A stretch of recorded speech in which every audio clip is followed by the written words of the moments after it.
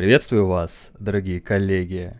Прошло достаточно времени. Я отдохнул, набрался сил и подготовился морально и физически к погружению на очередной слой айсберга ТЭС. Это будет тяжело, но это надо сделать, потому что больше попросту некому. Если хотите оплатить мне лечение моровых болезней и сеансы чимотерапевта, заходите на Бусти, там разберетесь. Ну а я приступаю к разбору. Риман II рожден от коровы и прочих. В 2009 году на форуме Bethesda состоялась дискуссия на тему рождения императора Римана I из холма. В тред зашел разработчик Курт Кульман, который от имени Хасфата Антаболиса прокомментировал эту тему, как обычно списав все на выдумки и мифологию, а заодно упомянул, что Риман II был внуком Римана I. Ему возразил один из представителей храма Зеро. Предполагали, что им был Майкл Киркбрайт, потому что он до этого использовал похожий ник, но позже это опровергли. Так вот, по версии храма Зеро, Риман II был сыном Римана Сиродила и был рожден то ли из яйца, то ли от коровы, то ли от реки, то ли от дракона, а может и от того, и от другого, и еще от чего-то.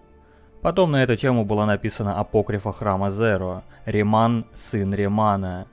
Согласно ей, перед своей смертью Риман Сиродил привел в имперский дворец корову Марихату. Позже это имя будет носить одна из императриц династии Септимов. Спустя 30 лет, на протяжении которых имперский трон пустовал, она родила его сына, Римана II. Откуда это вообще могло взяться? Во-первых, очевидно параллель с необычным рождением Римана I из холма Сан-Картор. Типичный мифологический сюжет. Необычной судьбе героя должно соответствовать необычное рождение. Второй момент. До выхода Скайрима о династии Риманов было известно еще меньше, чем сейчас. Была информация, что между смертью Римана I и воцарением Римана II прошло 50 лет. Позже в этот промежуток поместили правление императора Кастава, но в те времена о таком монархе не было известно и в хронологии возникала дыра. Храм Зеро решил подойти к ситуации, как всегда, изобретательно и объяснил, откуда взялся этот промежуток. Вархафт. Генерал Талин Вархафт — это один из первых персонажей серии ТЭС, которых игроки могли увидеть в играх. Он появился во вступлении к ТЭС-арене. Свою внешность генералу подарил художник Кен Мейфилд. По оригинальной задумке, когда арена была еще партийной РПГ, каждый персонаж должен был быть ребенком одного из 4 имперских стражников. Одним из них и был Вархафт. Стражников вместе с императором отправили в другое измерение, и герои должны были спасать своих родителей. Такая вот личная история получалась. Потом оставлен был только один персонаж, и Вархафт стал то ли его отцом, то ли наставником. В конце концов всю эту историю убрали, но кое-какие упоминания в игре остались. В переиздании арены Вархафта вообще в стиле Ежова вырезали из финального ролика. Во время разработки Моровинда про него вдруг вспомнили, и Майкл Киркбрайт даже написал пост от лица генерала. Планировалось, что он будет играть значительную роль в сюжете Обливиона, глава имперской стражи все-таки. Но в финальной версии он упоминался только как автор руководств о броне и оружии. В форумной ролевке с участием Теда Петерсона появилась Лоретта Вархафт, командовавшая имперскими войсками в Хаммерфелле, вроде бы дочь генерала. Она погибает в ходе войны с богом червей Манимарка. Лунная колония Таттердемалион. Во втором путеводителе по империи лунной колонии Сиродила была уделена целая статья. Говорилось, что Риман I вознамерился вернуть экстрамундиальные владения в состав империи. Поскольку Луна — это труп Лорхана, то само собой разумеется, что владеть ими должны люди. Риман использовал все последние достижения генной инженерии, чтобы вывести огромных мегаломотыльков и построить на них крепости. Они должны были играть роль космических кораблей. Однако до начала колонизации император не дожил. Экспедицию на Луну отправил уже Риман II, который, кстати говоря, тоже считается тут сыном Римана Сиродила. Мононавты высадились на Секунде и основали там колонию Таттердемалион. По рассказам Киркбрайда, еще до релиза Обливиона он с Кульманом планировал игру в серии ТЭС, действие которой происходило бы на Луне. В третьем путеводителе он оставил небольшую пасхалку на эту тему, упомянув об экспедиции Римана и о солнечных птицах Элинора. Во втором путеводителе все это было раскрыто более подробно. Планировался мод на Skyrim по этому сюжету, но ничего не получилось, к сожалению. Но откуда взялось такое странное название колонии? Таттердемалион — это старинное английское слово, которым обозначали оборванцев. Этимологически его возводят к сочетанию «рваная рубашка». В тексте упоминаются сводящие с ума ночные лохмотья доказательства Шизарра о происхождении человека. Полагаю, под этими самыми лохмотьями имеются в виду луны, которые, как известно, гниют и разлагаются, из-за чего сквозь них просвечивают звезды. Тамриэль — это далекие берега. Далекие берега — загробный мир Редгардов и их аналог Этериуса. Когда Сатакал уничтожает все сущее в конце очередной кальпы, боги скрываются на далеких берегах, тем самым перенося свою идентичность в следующую кальпу. Причем тут Тамриэль? Во-первых, можно вспомнить теорию о том, что Йокуда — это Тамриэль из прошлой кальпы. То есть, когда Йокуда была уничтожена Сатакалом, о чем, кстати, упоминали в TES Online, Редгарды отправились на далекие берега, то есть в Тамриэль, в новую кальпу. Отсюда и такое название. Второй вариант связан с королем Оргнумом. Его ассоциируют с самим Сатакалом, видимо из-за связи маормеров с морскими змеями. По одной из версий, Пиан Данея на самом деле правит всеми водами Мундуса с помощью своих кораблей-башен. Поскольку его попытка захватить Тамриэль не увенчалась успехом, в каком-то смысле этот континент можно объявить далекими берегами, на которых Редгарды укрылись до окончания текущей кальпы. Но, прямо скажем, идея очень странная, и я сам не до конца понимаю, что конкретно тут имеется в виду. Может, вы знаете? Двемеры на самом деле были гномами. Еще в первом путеводителе объяснили, что гномами двемеров называли гигантские эльнофеи.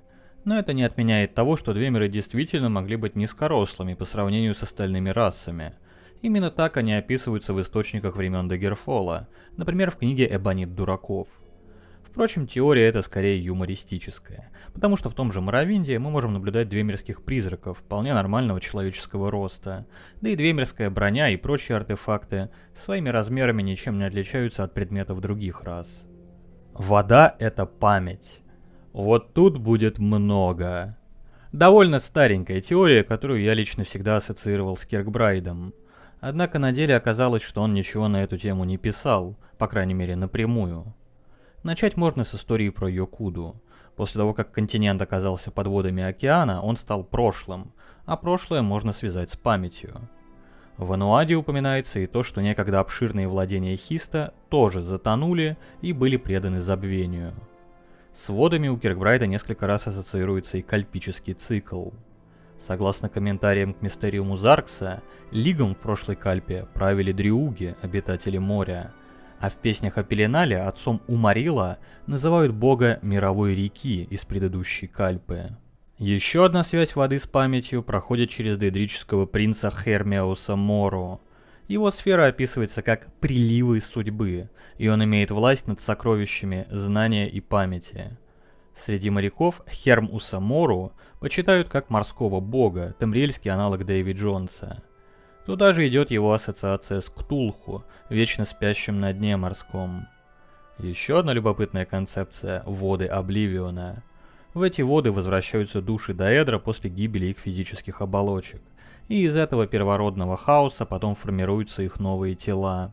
То есть воды Обливиона как бы содержат в себе все воспоминания младших Даэдра. Сюда же можно отнести загадочный Снорукав.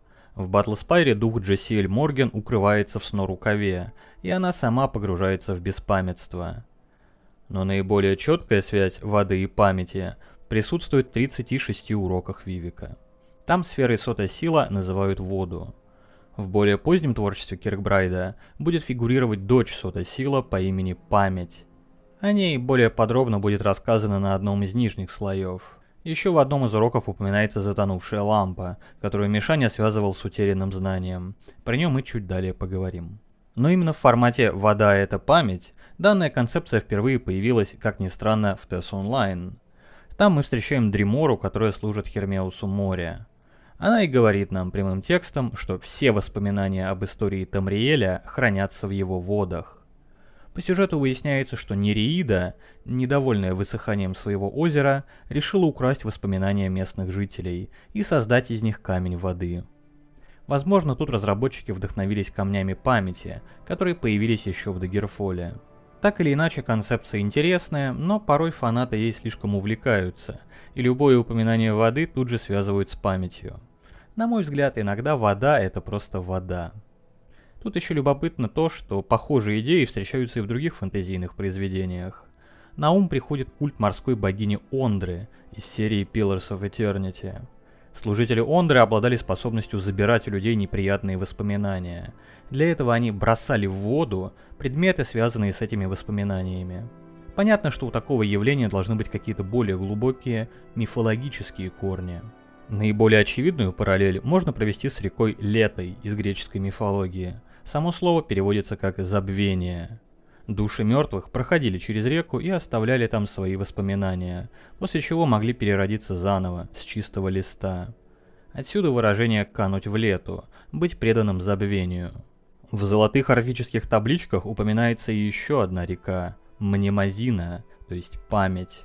Испив из нее, душа сохранит свои воспоминания и выйдет из бесконечного цикла перерождений, к чему орфисты и стремились. Еще одну аналогию можно привести из скандинавской мифологии. Под одним из корней Игдрасиля находился Мимисбрюнер, источник Мимира, вода из которого давала испившему ее великие знания. Имя самого Мимира, скорее всего, является когнатом английского слова memory – память. Наверняка есть и другие мифологические примеры. И если что-то вспомните, пишите в комментариях. Последнее, о чем тут хотелось бы упомянуть, это концепция памяти воды. Это не научная теория, была популярна в моем детстве. Там целый ворох идей на тему того, что вода может хранить и передавать информацию, вода по-разному реагирует на разную информацию. Многие, наверное, видели эти картинки с реакцией воды на музыку Моцарта и русский рэп. Все это пытались использовать как базу для доказательства эффективности гомеопатии, но что-то не сложилось. Не знаю, есть ли здесь хоть какая-то связь с мифологическими сюжетами, но аналогия, на мой взгляд, довольно любопытная выходит.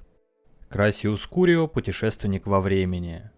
На одном из предыдущих слоев уже говорилось, что в TES Online появилась оригинальная версия похотливой аргонианской девы.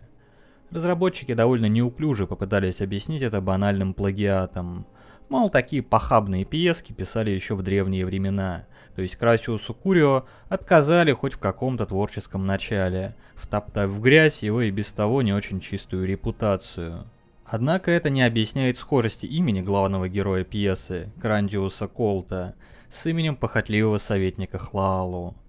Он что, еще до своего рождения идеи красть начал? Поэтому есть второе объяснение, наверное, даже более кринжовое, чем первое. Мол, некоторые книги в ТСО попали из будущего. Так зенимаксы подстелили себе соломку. Они все равно вырезали упоминания о событиях Третьей Эры из большинства текстов, но если вдруг что-то пропускали, то вот вам объяснение. Книги на самом деле из будущего. Поэтому единственный логический вывод, к которому мы с вами можем прийти, состоит в том, что Красиус Курио переместился в прошлое задолго до событий TES Online и именно своей бессмертной пьесой и породил ту традицию, которую в ТСО называют народной. Других вариантов попросту нет. Республика Хахт. В 2012 году Майкл Киркбрайт в рамках второго путеводителя по империи опубликовал текст с соответствующим названием. Текст очень простой для восприятия и довольно забавный. Всем очень рекомендую ознакомиться. Если вкратце, в начале Третьей Эры империя получает подати от некой республики Хахд за экспорт мнемолихита в Эмираты Нахд. Подати пришли через хранителей обсерватории Фёстхолда, и у имперских бюрократов возникло три закономерных вопроса. Что такое Хахд?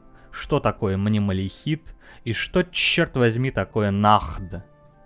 На Сомерсет была отправлена Сиродильская армада, а альтмеры в ответ подняли своих солнечных птиц. Дело шло к боевому столкновению, но ситуацию разрядила таинственная книга, отправленная, как говорили, из самого Хахда. Из нее следовало, что республика находится под водой, где-то у Далезианских островов. Они были кратко упомянуты в первом путеводителе как одна из территорий Хайрока. Хотя информации о самом Хахте было немного, утверждалось, что в этой стране очень популярны истории о фантастической стране Нахд, которая, конечно же, в реальности не существует. Спустя много лет на одном из имперских кораблей вылавливают сетями книгу под названием «Дервиш Делезии и Мнемолихитовая дева». Обложка этой книги была приложена к тексту и выполнена в стиле популярной фэнтезийной литературы первой половины 20 века. Оказалось, что книгу написали в Нахде, и она описывает фантастическую страну Хахд. Здесь уже какая-то рекурсия начинается. В общем, в итоге никто так и не смог выяснить, существует ли Хахд, существует ли Нахд и что такое Мнемалихит. Впрочем, у меня пара мыслей на эту тему есть. Мнемалихит описывается как звездный минерал, и само слово структурно напоминает малахит. Но вот мнемали — это как раз таки память. А учитывая, что Хахд и Нахд, судя по всему, находятся под водой, это очередная аналогия в копилку «вода — это память». Далее храмовники Хахда были упомянуты в другом тексте Мишани — «Призрачный хор 9». Там они имеют какое-то отношение к арене Джафа, расположенной в Лиге. Еще одно кратенькое упоминание Хахда было в проекте Tamriel Rebuild. Существует предположение, что республику решили увековечить и в TES Online в виде морской расы хадолидов, которые как раз таки обитают на западе в Абиссинском море. Тут один вопрос есть. О чем вообще все это? В данном случае можно ответить совершенно определенно. Дело в том, что Киркбрайт является большим ценителем творчества великого аргентинского писателя Хорхе Луиса Борхеса. Многие тексты Мишани, может, и не напрямую к нему отсылают, но, по крайней мере, были вдохновлены рассказами Борхеса. И Республика Хахд — это один из наиболее явных примеров. Она была вдохновлена рассказом Тлен, Укбар и Орбис Терциус. В рассказе персонажи узнают о стране под названием Укбар, не обозначенной ни на одной карте. Оказывается, что в Укбаре очень популярны истории о выдуманной планете под названием Тлен. В конце концов выясняется, что и Укбар, и Тлен были придуманы какими-то очередными масонами для внедрения этих фантастических миров в умы людей. И если у Борхеса эти миры вполне однозначно описываются как мистификации, то в случае с Хахдом и Нахдом точного ответа не дается. Работает это сразу на двух уровнях. Во-первых, вселенная свитков — это по своей сути текст. Если вписать в этот текст информацию о новой стране, эта страна вполне может появиться и в самой вселенной. Особенно если учитывать, что Хахд и Нахд должны располагаться вне досягаемости и политических интересов империи. То есть их существование или отсутствие никак не влияет на политическую картину мира. Во-вторых, даже в рамках самого Тамриэля, фантазии вполне могут воплощаться в реальность, а метафоры становиться буквальными. Так что жители Хахда и Нахда вполне могли сами друг друга выдумать. Что-то в этом ключе я могу предложить. Наконец, одной из особенностей рассказов Борхеса является совмещение реальности с вымыслом, когда порой очень сложно отличить, где автор дает реальные факты, а где искажает и откровенно выдумывает, чтобы запутать читателя. Возможно, по этой причине в тексте Киркбрайда упоминается о формировании гильдии магов и исчезновении острова Псиджиков в 230 году Третьей эры, хотя по известной нам хронологии это произошло в том же году, но Второй эры. Ну или может Мишаня ошибся просто, но даже в таком случае это работает на повествование. Демоны-прыгуны. Еще одно нововведение Киркбрайда появилось в тексте «7 битв Альдудагге», опубликованном незадолго до выхода Обливиона. Там описывается конец очередной кальпы, когда Алдуин начинает пожирать мир, начиная, конечно же, со Скайрима. Ему противостоят король демонов-прыгунов, который, как видно по названию, обладает способностью высоко прыгать, и Жадина из мифологии скаалов, который тут ассоциируется с Лорханом. Они прячут фрагменты старого мира, чтобы разместить их в новом. Так, кальпа за кальпой, вселенная будет становиться все больше и больше, и в какой-то момент станет слишком большой, так что Алдуин не сможет ее сожрать, и кальпа будет длиться вечность. Алдуин узнает о планах короля прыгунов и проклинает его, превращая в Дагона. Чтобы снова стать прыгуном, Дагон должен уничтожить все перенесенные с прошлых кальп фрагменты. Именно так он и стал принцем разрушения. В тексте про 500 соратников из Громора также упоминается некий Олаф Пес, возможно, король Олаф Одноглазый, который владел прыгучей магией и своими прыжками мог перемещаться на огромные дистанции. Любопытно, что небольшую отсылку к демонам-прыгунам добавили и в TES Online. В Хайроке можно увидеть статую святого Стенталя, убившего этого самого прыгуна, и статую самого демона, который выглядит как горгулья. Нулевой камень. Впервые упоминался Киркбрайдом примерно в те же годы, перед Обливионом, в письмах Нухатте. Говорилось, что когда Аэдра сошли на Землю и устроили свой конвент, была создана адамантиновая башня, и ее камнем стал таинственный нулевой камень, также известный как невозможь. Конвента. По образу и подобию этой конструкции и были созданы все другие башни, тоже содержащие по камню. Именно камни позволяют башням фокусировать энергию из Этериуса и преображать все сущее. После этого нулевой камень неоднократно упоминался в TES Online, и даже основной квест ТЭСО изначально как раз и должен был вращаться вокруг башен, камней, и нулевой камень там тоже можно было бы пощупать, но не сложилось. Утонувшая лампа. Впервые упоминается в 36 уроках Вивека, описывается как «лампа, что остается зажженной в воде и более не хранит посланий бесполезного шума». Есть и краткое упоминание этой лампы в дуэли Вивека с Сайрусом, где Вивек говорит, что у Сайруса нет путей помимо утонувшей лампы, намекая на забвение. Долгое время эта концепция не давала покоя фанатам, и дошло даже до прямого вопроса Киркбрайду, что это за лампа такая. На что он ответил на удивление прямо: утонувшая лампа — это утраченное знание. Подробнее разовьем эту концепцию в разборе уроков на моем канале, а пока могу лишь привести напрашивающуюся аналогию с памятью. Лампа погружена в воду, то есть в память, но при этом само знание в памяти не содержится, потому что было утрачено.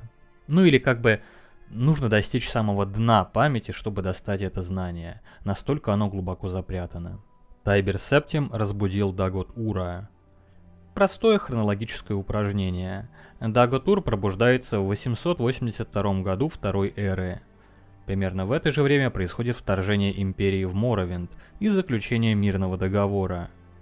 Нетрудно заметить связь между этими событиями, но на мой взгляд она не настолько очевидна. Могу предположить, что Дагот Ур пробудился незадолго до вторжения Тайбера, что значительно ослабило позиции Данмеров, которым пришлось воевать на два фронта. Возможно, именно из-за того, что у Трибунала больше не было доступа к сердцу Лорхана, Вивек так легко отдал Тайберу Нумидиум, не зная, что тот уже подумал об альтернативном источнике энергии. Можно предположить, что Тайбер намеренно пробудил Дагот Ура, чтобы подтолкнуть Трибунал к мирному договору. В частности, Дагот Ур мог быть разбужен Туумом Вулфхарта, который в те годы уже был одним из соратников Тайбера. Что характерно, в битве на Красной горе Вулфхарт и Дагот Ур были союзниками. Тень Акатоша. Один из фанатов ТЭС под ником Аль-Хатур как-то рассказал, что в переписке с Киркбрайдом тот назвал Периайта тенью Ака. Откуда это пошло, понятно. Еще с Дагерфола Периайта изображают как дракона, хотя ни о какой его связи с Акатошем в играх не говорилось. Из этого Аль-Хатур вывел теорию, согласно которой появление Акатоша в Аурбисе ознаменовало появление порядка. А вот его тень как раз таки стала Периайтом, тоже воплощавшим естественный порядок.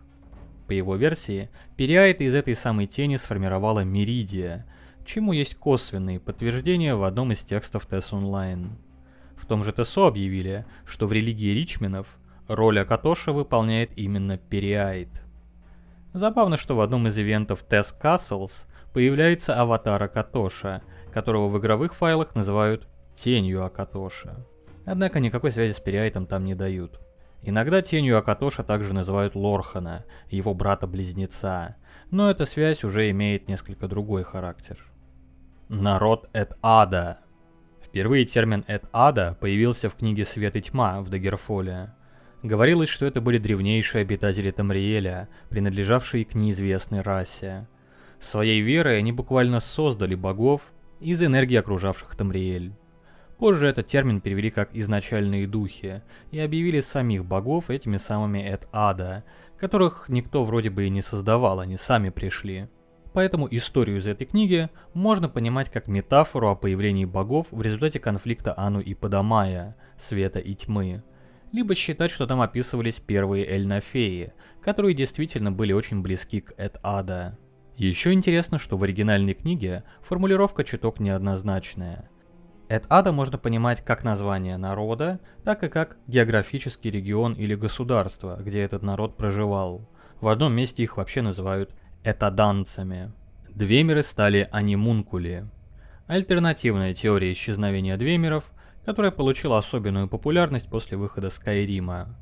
Двемерские автоматоны просуществовали тысячи лет, и не до конца понятно, откуда берется энергия для такого долгого функционирования. В Моровинде приводился пример одного капитана, который вывез двемерского паука Центуриона в Сиродил, и тот отключился, когда корабль отдалился от Варденфелла. Предполагали, что двемерские анимункули как-то связаны с сердцем Лорхана или двемерскими городами и не могут функционировать вдали от них. Дровишек в огонь дискуссии подкинул Скайрим, в котором с автоматонов непременно падали камни душ. Появилась теория, что именно они и питают двемерские машины, и в этих камнях содержатся души двемеров. Однако в самой игре эту теорию скорее опровергают. Упоминается, что энергии камней было бы недостаточно для питания механизмов, и они нужны для фокусировки электрического заряда, который используется в том числе и в боевых целях. Да и размер самих камней вряд ли мог бы вместить двемерские души. Но есть и другой заход. На предыдущем слое уже упоминалось антитворение, при котором малые души собираются вместе, чтобы создать большую. Однако изначально двемеры овладели противоположным процессом – расщеплять цельные души на маленькие кусочки. Вероятно, отсюда происходит и название их машин – анимункули, то есть маленькие души. Предполагают, что двемеры расщепляли то ли свои, то ли чужие души и закладывали их в автоматоны. Еще один любопытный намек на эту теорию можно увидеть в книге Кемарвамидиум. Двемер 8 лет может создать голема, но 8 двемеров могут стать им. Можно понять это буквально, как то, что двемеры становились своими же машинами, но я полагаю, посыл здесь немного другой. В одной из версий данной теории говорится, что во время битвы на Красной горе Кагринак ошибся, и вместо того, чтобы поместить души двемеров в Нумидиум, расщепил их на мелкие кусочки, и те вселились в свои же анимункули. Леворукие маормеры. Связь таинственных леворуких эльфов с маормерами так и напрашивается. Во-первых, обе эти расы связаны с морем. Маормеры непосредственно, а леворукие через своих противников йокуданцев, также известных своим мореходством. Во-вторых, уже не раз упоминалось о связи короля маормеров Оргнума с Сатакалом, которого редгарды считали богом разрушения и вполне могли ассоциировать со своими главными врагами. Вопрос о связи маормеров с леворукими эльфами даже задавали разработчикам ТСО, однако какого-то определенного ответа не получили. Скайрим становится холоднее. Изначально в первом путеводителе появилась идея о том, что Атмора замерзает, и возможно это было главной причиной миграции нордов на юг. Предполагают, что такая же судьба ждет и Скайрим. В самой игре на это намеков нет. Пара персонажей упоминают, что недавняя зима была самой холодной, но это дело житейское, знаете ли. Более того, многие игроки были разочарованы тем, как Скайрим показали в самой игре, потому что, согласно древнему лору, он должен быть гораздо холоднее и весь покрыт снегом. Я лично не до конца понимаю, на чем это утверждение основывается. Другие игроки выдвигали версию о том, что в Тамриэле наступает ледниковый период, из-за того, что в игре присутствуют всякие мамонты и саблезубые тигры, но это скорее шуточная теория. Каджиты — это даже не эльнафеи. Происхождение каджитов — вопрос неоднозначный. В старых играх подразумевалось, что каджиты — это люди, произошедшие от кошек. Характер связи примерно такой же, как у нас с обезьянами. В Ануаде, где описывалась ранняя история эльнафеев, каджиты вообще не упоминаются. Топал-мореход в своем путешествии встречает в Тамриэле кошачьих демонов, которых ассоциируют с прото-каджитами. Любопытно, что, как и всякие птицы-люди, они обитали на континенте задолго до прибытия людей или эльфов. Все это может так или иначе приводить нас к мысли о том, что каджиты — это древняя звериная раса, не связанная с эльнафеями. Впрочем, согласно каджитской мифологии, их создала Азура, изменив предков босмеров. Но вы серьезно будете верить каджитам? Антимагические зоны. Впервые упоминались в Дагерфоле. В официальном руководстве говорилось, что если мы отдадим подземному королю Мантеллу, он высосет из нее всю магию, чтобы снова стать смертным и упокоиться, а вокруг него возникнет антимагическая зона радиусом в несколько миль. Стоит отметить, что в самой игре ничего такого не упоминалось. Там Зурин Арктус воссоединяется со своим сердцем и благодаря этому умирает. Однако сами зоны Такие упоминаются в 12-м томе Короля Эдварда, где приводятся различные теории об их возникновении и механизме работы. Там говорится, что в таких зонах произносить заклинания очень сложно, это выходит только у могущественных волшебников, да и в таком случае заклинания получаются очень слабенькими. Чуть подробнее я эту тему развил в ролике про Короля Эдварда. За пределами Даггера антимагия упоминалась единожды, в Tess Adventures Redguard. Там по сюжету мы добывали флягу Лилландрила, артефакт, который позволял поглощать направленную магию. В паре диалогов флягу называют антимагической, хотя, как по мне, в данном случае этот термин используется некорректно. Больше в серии Tess антимагия не встречалась, тем самым добавив этому термину ореол таинственности. Жадина. Впервые этого персонажа упомянули в дополнении Blood Moon к Моровинду, где появилась культура скаалов. Жадина считается у них одним из аспектов врага, который противостоит их богу Всесоздателю. Согласно легендам скаалов, однажды враг вошел в обычного человека, который и стал жадиной, то есть аватаром врага. После этого жадина украл у скаалов дары Всесоздателя, и с тех пор у них существует ритуал даров, в ходе которого они восстанавливают связь со своим богом. Проблема в том, что Всесоздатель и враг не вписываются в рамки пантеонов других народов Тамриэля, их попросту не с кем отождествить. Например, вполне логично было бы связать их с Ану и Падамаем, однако все у того же врага существует аспект Тартаага, Пожирателя Мира, который очень явно ассоциируется с Алдуином и Акатошем, возводя того к Ану. Получается, Всесоздатель должен быть связан с Падамаем? В одной из 7 битв Альдудаги его как раз называют отцом Лорхана, то есть Ситисом. Но в другой из битв уже Жадину отождествляют с Лорханом. Там он сидит на Красной горе и помогает Дагону красть куски текущей кальпы и переносить их в следующую. Поэтому его, что ли, называют Жадиной? В общем, религия скалов относительно других народов Тамриэля выглядит очень необычно и загадочно, и вряд ли когда-нибудь будет внесена ясность в вопрос об истинной природе их божеств. Варденфельская лесбиянская аномалия. Как известно, в Tess Online в Тамриэль начали массово добавлять разнообразных содомитов. Считается, что лесбиянок среди них особенно много, и больше всего их можно встретить на Варденфелле. Я провел собственное расследование и выяснил, что это неправда. Лесбийских пар в ТСО действительно чуть больше, но не намного, а на Варденфелле встречается всего одна. Видел информацию о том, что тумблеровские придумали теорию, мол, Тельмора, башня радикальной феминистки Драты на Варденфелле, была аналогом острова Лесбос. То есть это было что-то типа пристанища для лесбиянок всея Тамриэля. Что характерно, теория эта справедлива для Моровинда, где в Тельморе действительно обитали только женские персонажи, а вот в ТСО там уже можно встретить несколько мужчин.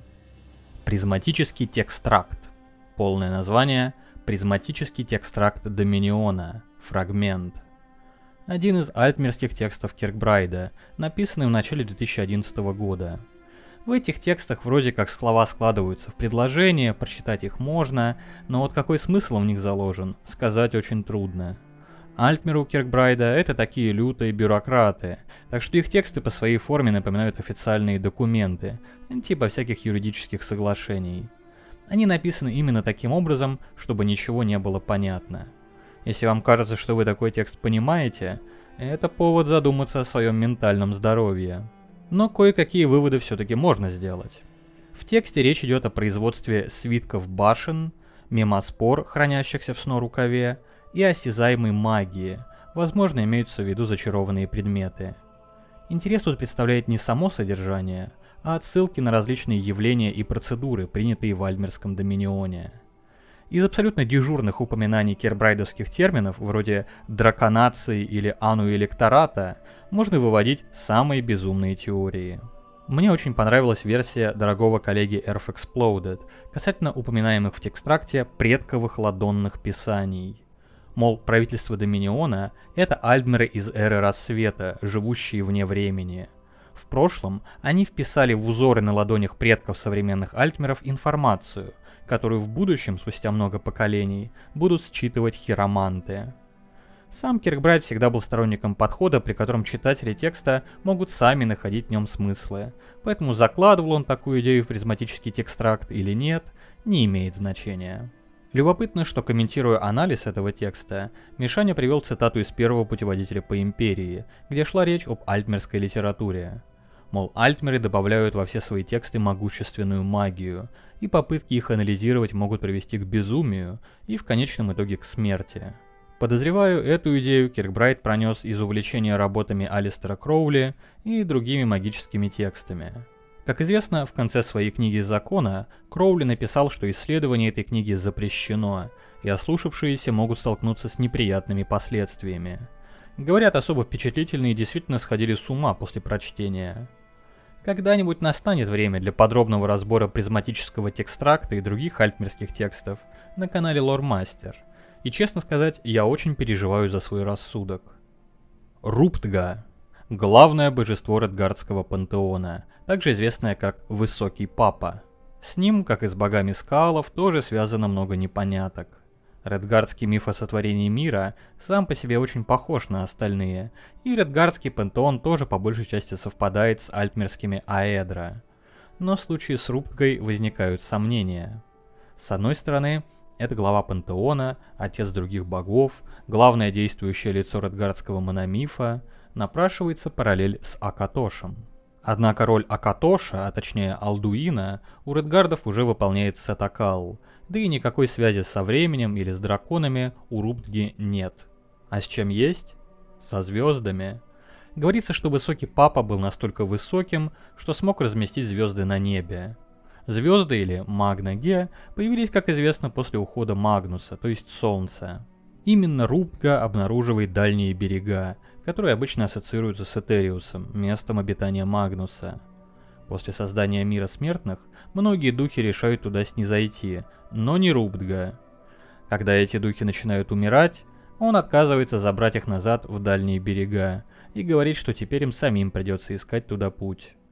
Есть еще довольно любопытная заметка про якуданского бога Зехта, покровителя земледелия. Мол, после создания мира он отказался от своего отца Руптги, из-за чего тот сделал земледелие очень тяжелым делом. Можно связать это с жарким климатом Хаммерфелла и, судя по всему, Йокуды, что опять-таки ассоциируется с влиянием Солнца. Наконец, в загадочном тексте «Пантеон Магна-Ге» упоминается некий мастер Красное Смещение, который существовал достаточно долго, чтобы составить карту промежуточных небес. Этого персонажа ассоциируют как с Руптгой, так и с Магнусом. Впрочем, Майкл Киркбрайт на удивление прямо отверг связь Руптги с Магнусом.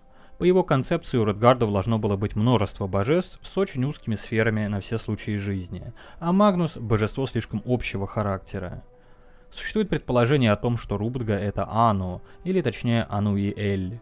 Основывается оно во многом на моменте из альтмерского мифа, где Ауриэль умоляет Ану забрать богов обратно в Этериус, точно так же, как редгардские боги умоляли Руптгу. Впрочем, у редгардов уже есть свой аналог Ануиэля под именем Сатак. Наконец, есть версия о том, что Руптга — это Ситис, из-за того, что в якуданском мифе он создает Сепа, то есть Лорхана. Но опять-таки у редгардов уже есть свой Ситис под названием Акел.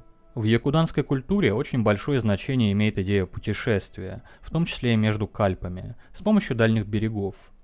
Есть предположение, что некоторые боги редгардов, например, Леки, Диагна, Онси или Хундинг, были великими героями из прошлых кальп, которые при переходе в новую стали богами.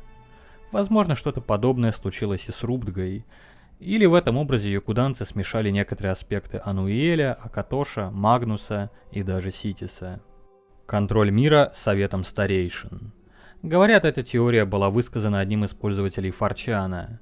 Мол, практически про все таинственные сообщества Тамриэля есть множество информации. Про псиджиков, про Талмор, даже про избранных Марукати и храм Зеро. Но про совет старейшин и внутреннюю движуху Сиродила вообще практически ничего не известно. Автор сравнивает совет старейшин с секретной организацией Зеле из Евангелиона. Мне такое отсутствие информации тоже кажется крайне криповым. В том же Обливине нам показывают огромный зал совета, но всего одного советника, канцлера Аката. В Скайриме есть еще один советник, который вообще заказывает убийство императора. В текстах Киркбрайда совет старейшин связывается с не менее загадочными вещами. Манипуляциями с древними свитками и башнями, мимоспорами, мононавтами, прорывами дракона, при этом действуют обычно за кулисами, а имена советников никогда не называют. Нетрудно углядеть здесь конспирологические ассоциации. Тайбер Септим — это изменивший облик дракон. В разновидностях веры упоминалось, что норды, смотревшие на Исмера, нордский аспект Талоса, не могли не видеть в нем дракона. Особенно эту тему развил в своих постах Гэри Нунан. По его версии, драконы никуда не делись и продолжают жить в Тамриэле, в первую очередь в Сиродиле, главной драконьей империи. Нунан предположил, что они могут менять свой облик, превращаться в людей, как это делал, например, Тайбер Септим. Как вариант, можно понимать это как раннюю концепцию драконорожденных, поскольку эти посты Нунан писал еще даже до выхода Моровинда. Действительно, драконорожденные — это по сути души драконов, заключенные в человеческих телах, то есть как бы принявшие человеческую форму. Известен как минимум один случай того, как такой драконорожденный принял драконью форму, так что в теории они действительно могут менять свой облик. Незабываемый прокрик «Драконий аспект» из Скайрима, который добавляет вашему Довакину драконью форму.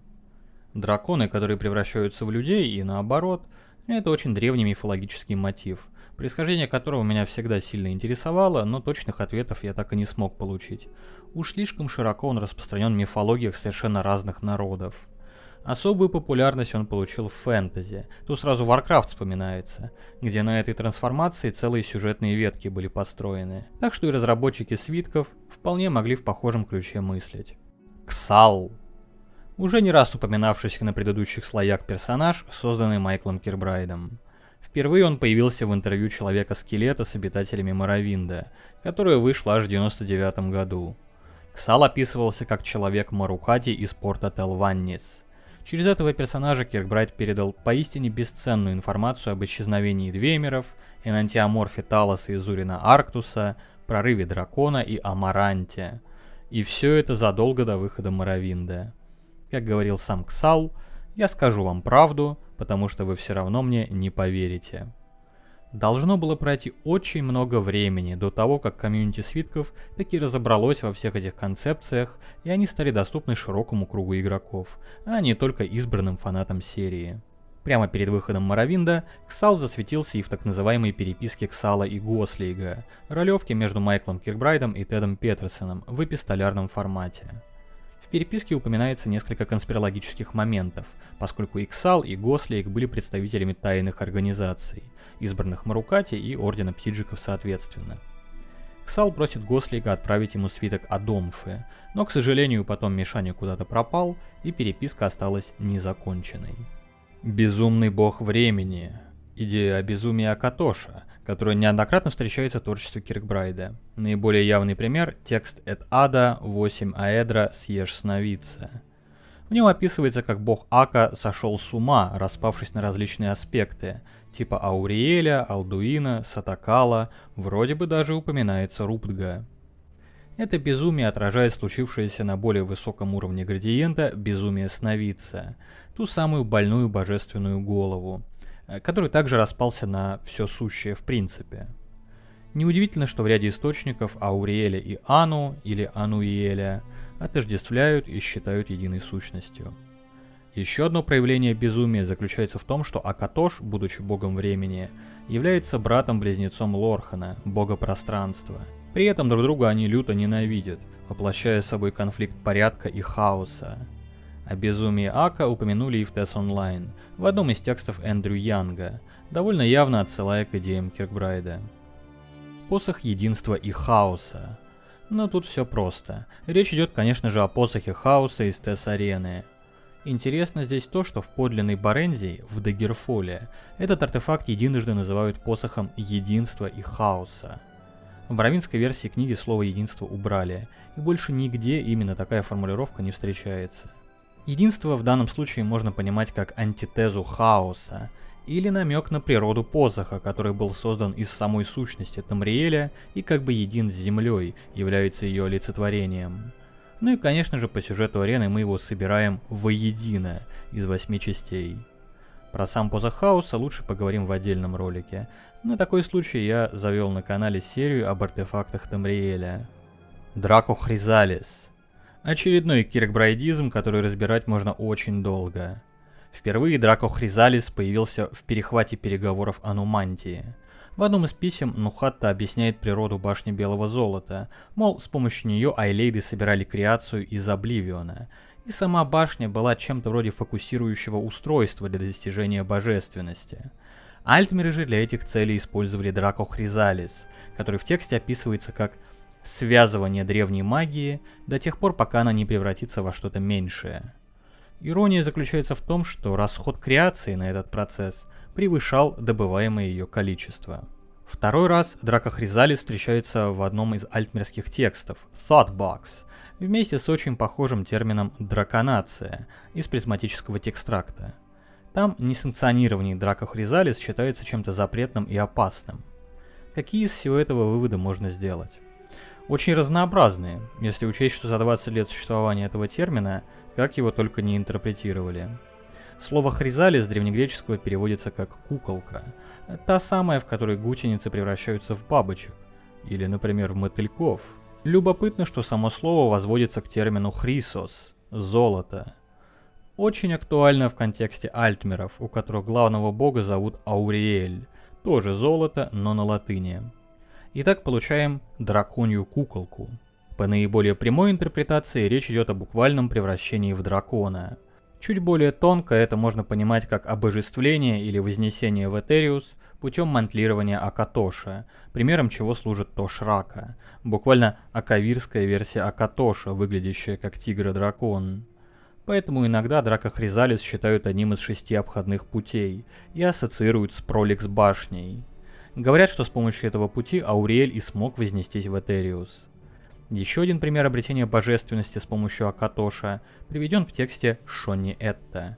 Там дракон времени заключает с императором Риманом пакт, благодаря которому тот становится богом и получает бессмертие. В своей речи Акатош использует слово «Драко Хризалис Ану». Его можно понимать как «время, оболочка, стазис». Как известно, слово «дракон» в тамриэльских языках является синонимом времени. И тут мы возвращаемся к первому появлению Драко Хризалиса в письмах Нухатты, где он описывался как некое устройство, позволяющее сохранить древнюю магию. В другом письме Нухатта рассказывает об альтмерах, которые отстаивали волю Ануиэля, то есть стазиса, и приняли куколку конвента. Соответственно, речь здесь о том, что альтмеры делали все возможное, чтобы их народ сохранялся неизменным и насколько возможно близким к изначальным эльнафеям, еще не сильно отдалившимся от конвента Эры Рассвета. И получается, что ключом к этому сохранению и был Драко Хризалис, будь это устройство или процесс. С помощью Драко Хризалиса альтмеры могли получать доступ к магии Эры Рассвета. О том, что Талмор имеет доступ к рассветной магии, упоминалось в Скайриме. Наконец, описывая осаду Алинора Нумидиумом, Киркбрайт упомянул хризалидные оболочки, в которые помещались альтмерские зеркальные логики, чтобы бороться с Нумидиумом во всех возможных временных линиях. По итогу получается, что Драко Хризалис — это что-то типа машины времени, которая позволяет черпать магию рассвета и, возможно, обрести в итоге божественность, окружив себя изначальным стазисом, как коконом, и полностью отринув энтропию Ситиса. Еще как-то Киркбрайт упомянул, что игровых персонажей можно, в числе прочего, замораживать в дракохризалических оболочках, после чего их разбивать. Но имел ли он в виду какого-то конкретного персонажа свитков, я не понял. Телескопический Аурбис. В незапамятные времена Киркбрайт с позиции альтмерской философии прокомментировал колесную модель Аурбиса следующим образом. Это не единственное колесо, а скорее телескоп, который простирается до самого ока Ануиэля, и вдоль его бесконечных стен выстроены бесчисленные подомаики. Под телескопом можно понимать колесо, которое находится внутри другого колеса, а то внутри следующего, и так далее. Соответственно, каждое колесо окружено Этериусом, который в свою очередь окружает Обливион, окруженный Этериусом, и так далее до бесконечности. Кто-то усматривает в таком мироустройстве идею о кальпическом цикле, бесконечных мирах, переходящих друг в друга. Кто-то воспринимает это более буквально и утверждает, что данная концепция подтверждает версию о бесконечности и необъятности Обливиона и Этериуса, а значит и бесконечном числе дейдрических принцев и прочих эт-ада. Образ бесконечного числа стекол телескопа, которые раз за разом уменьшаются и в конечном итоге сходятся в финальной точке, мундусе, интересным образом коррелирует с гностической идеей Мишани о субградиентах, на которой потихоньку разваливалась исходная божественная сущность Ану. Любопытно, что телескоп также является символом Магнуса. Что забавно, внутри самого мундуса также существует колесо, имперский город, который Аэлейды построили как симпатический мегафетиш для манипулирования креацией. По логике вещей, глубоко в хранилищах башни Белого Золота должна находиться малюсенькая модель имперского города. Внутри нее еще одна, ну и так далее. Короче говоря, колесо должно в обе стороны простираться, а микромир повторять макромир. Гаенор — это Сай. Тут немного выдохнем от всей этой метафизики, данная тема относится к разряду приколов. Если кто забыл, Гаенор — это очередной забавный бозмер, появившийся в трибунале. Он просит у нас денег, эбонитовый клинок, полный комплект дейдрической брони, и даже если у вас все это есть и вы готовы ему это отдать, Гаенор в конечном итоге обижается и обещает отомстить. Если вы решите на него напасть, он просто исчезнет, куда-то телепортировавшись. Спустя некоторое время он объявится в полном комплекте эбонитовых доспехов и нападет на вашего героя. Если вам удастся его убить, на трупе вы найдете амулет Гаенора, повышающий удачу. Особенность персонажа заключается в его способности, которая повышает его удачу на 500 единиц и дает практически полную невосприимчивость к магии, из-за чего по нему очень сложно попасть как оружием, так и заклинаниями. Из-за такой ненормально высокой удачи, некоторые фанаты, наполовину в шутку, предположили, что Гаенор является аватаром бога удачи Сая, а может и самим этим богом. Сай появился в Дагерфоле и в последующих играх упоминался крайне редко. Его история заключалась в том, что это был обычный смертный, вероятно, Норд, который распространял вокруг себя удачу, но на него эта самая удача не работала. Когда он погиб в битве, в которой его страна, конечно же, победила, бог Эбонарм предложил ему бессмертие. Вот вам объяснение, почему Гаенор именно эбонитовую броню носит. Взамен на божественный титул, Сай должен был бродить по Тамриэлю и распространять по нему удачу, нигде слишком надолго не задерживаясь. Понятно, что кроме общей ассоциации с удачей у Гаенора и Сая нет ничего общего, и эта теория на уровне эбонитовый воин из Скайрима — это Эбонарм. Как раз таки вся трагедия Сая заключалась в том, что бог удачи сам был по сути неудачником. Так что я бы скорее предположил, что Гаенор каким-то образом получил благословение Сая и решил им воспользоваться в корыстных целях. В Короле Эдварде описывалось, как Сай полюбил нордскую женщину и завел с ней ребенка. Может, Гаенор тоже был одним из таких детей. По-моему, звучит логично. Берите на вооружение. Хаскил — это настоящий безумный бог. Развитие теории о Шаагарате и Арденсуле. Как я рассказывал на одном из предыдущих слоев, после выхода дополнения «Дрожащие острова» фанаты сопоставили факты, и Леди Энн выпустила свою теорию о том, что Арденсул в свое время был точно таким же чемпионом, как и ваш персонаж Обливиона, который мантлирует Шаагарата. То есть серый марш из дополнения не является уникальным событием. Такие серые марши проходят регулярно, и иногда смертным чемпионам типа Арденсула удается их остановить и примерить мантию Шаагарата. В своем стиле эту теорию подтвердил Лоуренс Шик, сообщив от лица Хаскила, что тот является вестижем смертного, который замантлировал Шаагарата в одном из прошлых серых маршей. Под вестижем здесь понимается осколок души этого смертного, который принял дейдрическую форму. То есть можно предположить, что Хаскил был одним из первых, а то и вообще первым чемпионом, который остановил серый марш, а возможно даже и тем самым Арденсулом. Возможно, когда Шаагарат возвращается, замантлировавший его чемпион принимает форму такого вот вестижа, становясь одним из обитателей Дрожащих островов. Еще один вариант этой теории — Хаскил является настоящим Шаагаратом, а клоун на троне — это лишь очередной смертный герой, который воображает себя богом безумия. Именно поэтому Шаагараты сменяют друг друга, а Хаскил вечен. Но насчет этого я уже ничего не могу сказать. Доказательства исключительно умозрительные. Морайлин — это Неревар. Очередной случай отождествления персонажей на основе схожести их черт. В Дагерфоле Морайлен описывался как король темных эльфов, который воевал против нордов в начале первой эры. Неревар, как известно, тоже сражался с нордами и изгнал их из Моровинда. Морайлен принадлежал к клану Раатим и к дому Мора. Неревар также происходил из дома Мора, или как-то был с ним связан. В 36 уроках Вивека сам Вивек, возможно, встречается с Морайленом, который предстает перед ним в облике ходячего трупа в семейной гробнице дома Мора. Неревар после смерти тоже был обращен в ходячий труп, и именно в таком виде изображался на триолитах храма Трибунала. На этом сходства заканчиваются, а вот различий между этими персонажами гораздо больше. Во-первых, чисто хронологически, деятельность Морайлена приходится на несколько более ранний период, чем первое появление Неревара. Во-вторых, Морайлен происходил из древней династии королей Эбанхарта, а Неревар ассоциируется исключительно с Морнхолдом. Уже в Дагерфоле упоминалось, что вскоре после смерти Морайлена титул Верховного Короля Моровинда был упразднен, а на смену ему пришло звание военного лидера. Нетрудно увидеть здесь параллель с появившимся в Моровинде титулом Хартатора, первым из которых традиционно считают Неревара. Ну и из 36 уроков Вивека вполне очевидно, что Морайлен и Неревар — это разные персонажи. Отчасти теория основывается на том, что книга «Король Эдвард» считается полнейшим вымыслом, а значит Морайлен вроде как даже не существовал и является лишь воспоминанием о Нереваре в бретонской культуре, но эта версия мне видится несостоятельной. Возможно, история Морайлена вдохновила разработчиков Моровинда на создание Неревара, но ни о каком тождестве этих героев говорить, конечно же, не приходится. Цаэски – вампирские оборотни, пожирающие языки. До этого не раз уже касались этой темы. Кем же все-таки являются цаэски на самом деле? В некоторых источниках они описываются как люди, в других – как вампиры или змеелюды.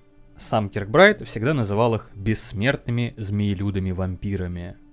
Судя по одному из его постов, Bethesda планировала добавить цаэски как тамриэльскую версию азиатов, но в те годы Мишане это показалось грубым и безыдейным, поэтому этих азиатов-аковирцев съели более оригинальные змеи-вампиры.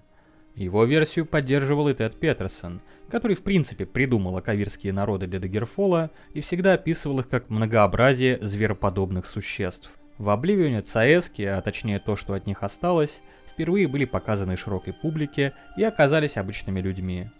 На эту тему Киркбрайт высказался следующим образом. Цаэски питаются языками, а возможно и культурами. Капитан цаэски по имени Вершу поглотил бретонскую культуру и стал рыцарем Ренальдом. Предполагают, что таким вот образом, пожрав в свое время людей Акавира, цаэски приняли их облик, а возможно и само имя этого народа. Очень любопытный комментарий на эту тему Киркбрайт дал в тексте «Пантеон Магна Геа». Комментируя отсутствие у цаэски знаков зодиака, он назвал их культуру субдермальной, то есть подкожной. Популярная фанатская теория объясняет разницу в описании цаэски тем, что они по своей воле могли менять облик со змеиного на человеческий, или же у них были разные касты, человекоподобные и змееподобные, приводя аналогию с ДНДшными юанти. В TES Online показали множество аковирцев, некоторые из которых вроде бы даже были чистокровными цаэски, но прямо ответа все равно не дали. Хотя они все выглядят как обычные люди, не раз проскакивала информация об их истинной змеиной природе, бессмертии, возможности менять шкуры, упоминалось и то, что они могут быть оборотнями. They were referred to as the snake people. There have been, various accounts of them as being, as having various serpentine aspects to them. What we do know, however, is that you can find Akaviri armor in the game. And if you're a human or an elf, you can put this on. So how different could they have been if you can wear their armor? But on the other hand, maybe they were shapeshifters. Some people think that's true too. It just depends who you ask. В последнее время, все из-за того же ТСО, в комьюнити свитков идет настоящая война между сторонниками змеиной и человеческой природы цаэски. Поговаривают, что отсутствие настоящих змеелюдов связано с экономией на ассетах. Очевидно, гораздо проще нарядить в костюм уже готовую гуманоидную модельку, чем делать новую расу NPC. Однако в игре и так уже есть несколько готовых типов змееподобных существ. Неужели было проблематично добавить еще один? В общем, не знаю, с чем связано такое творческое решение, но как по мне, бессмертные змеи-вампирские оборотни, питающиеся другими культурами, выглядят чуть-чуть поинтереснее, чем очередная раса людей с легким азиатским уклоном. Превращение скоробея. В полной форме звучит как скоробей, который превращается в нового человека. Давайте сперва рассмотрим эволюцию образа скоробея в серии TES. Еще в Дагерфоле появился рыцарский орден Скоробея из Тотамбу, который в первом путеводителе ассоциировали с двемерами. Мол, для вступления в орден молодые венценосцы должны сразиться с двемерскими машинами в руинах Стросмкая. В Тесредгард символика Скоробея как раз и связана с самими двемерами. В их обсерватории можно наблюдать созвездие Коня, который у гномов выглядит как Скоробей. В самих руинах Сайрус находит гигантского механического скоробея, которого в ходе отвратительной головоломки надо превратить в человека, чтобы открылась дверь. Некоторые предполагают, что именно отсюда взялся символический образ скоробея, превращающегося в человека. В Моровинде скоробей уже прочно начинает ассоциироваться с Моровиндом и данмерскими великими домами, хотя кое-какая связь с двемерами все-таки сохраняется. Например, в игре можно найти планы того самого гигантского скоробея. Учитывая близость велатийской и двемерской культур, нетрудно понять, почему у них обоих был популярен этот образ. Важно то, что только в Моровинде стало известно, что скоробей является символом Лорхана. Почему так? Во-первых, Лорхан создает мир смертных, так же как скоробей создает шар из навоза. В якуданском мифе даже прямо говорится, что Сеп собрал старые шкуры сатакала в шарик, и так появился Мундус.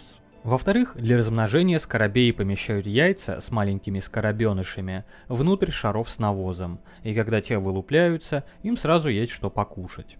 В случае с Лорханом, его потомством можно считать смертные расы, в первую очередь людей, конечно же. Но при чем тут превращение?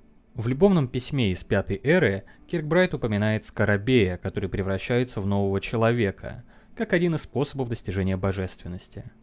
В том же тексте говорится, что этим самым новым человеком является Амарант, то есть новый сновидец, а Лорхан провалил свою попытку превращения, чтобы показать, как не надо делать, и чтобы это получилось у других. Поскольку скоробей был шестым и последним в списке попыток из любовного письма, его зачастую ассоциируют с шестым обходным путем. Этот путь понимают как объединение. Известно, что им прошли боги Трибунала, объединившиеся в единое существо Альмсивия, и то ли Тайбер Септим, объединившийся в конечном итоге со всеми своими альтернативными личностями, то ли вся династия Септимов, ставшая внутри амулета королей единой сверхдушой. Сам я большой связи между объединением и скоробеем не вижу, но это мы уже в другой раз обсудим. Основная идея, надеюсь, понятна. Тринимал-Аркей. Старенькая теория, к которой игроков подтолкнул сам Киркбрайт. Речь здесь, конечно же, о том, что Тринимаг, Малакат и Аркей — это единое божество в трех аспектах. С Тринимаком и Малакатом понятно. Как раз таки общепринятой является версия о том, что Тринимаг трансформировался в Малаката, а значит это один и тот же бог. Лишь в маргинальных теориях предполагается, что Тринимаг является отдельным богом и продолжает существовать отдельно от Малаката. С этим разобрались. А вот что насчет связи Малаката с Аркеем? Как известно, Аркей появился еще в Дагерфоле, как бог цикла смертей и рождений. В Дагере был и Малакат, но никакой связи с орками у того не было, за исключением внешнего вида. В Моровинде этих двух богов связали друг с другом через нордов. Мол, в древние времена альдмеры правили Атморой. Из их пантеона в нордский перекочевал бог по имени Оркей, которого норды называли старым стукачом или придирой. Тогда атморцы жили так же долго, как и эльфы, однако по легенде Оркей призвал призрак Алдуина, который буквально пожрал каждого из нордов во времени, превратив их всех в 6-летних детей. Маленький Исмир Вулфхард призвал призрак Шора, который поборол Алдуина, а проклятие Оркея было перекинуто на орков, которые где-то рядом тусовались. Именно поэтому орки, хотя и являются эльфами, живут примерно столько же, сколько и люди.